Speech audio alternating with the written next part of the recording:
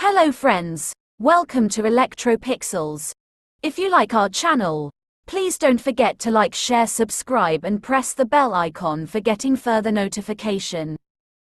Hello friends, once again welcome back to ElectroPixels. In today's video, we are going to show the repair of a 32-inch assembled LED TV.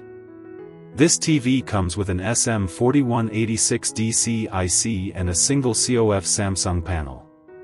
The issue we encountered was, sound is okay, but the display is blank. While checking the TV, we found that the gate signals on both sides were shorted. Due to this problem, we decided to cut both side gate signals. As you can see here, each track from the left side and right side gate signals has been carefully cut. After cutting both side gate signals, the display started working, and the TV was successfully repaired. However, always remember, this is only a temporary solution. The permanent solution is panel replacement, and we cannot predict how long the display will continue to work using this method.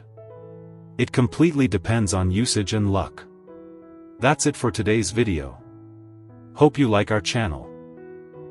Please don't forget to like, share, and subscribe, and press the bell icon to get notifications for our upcoming videos. Thank you for watching.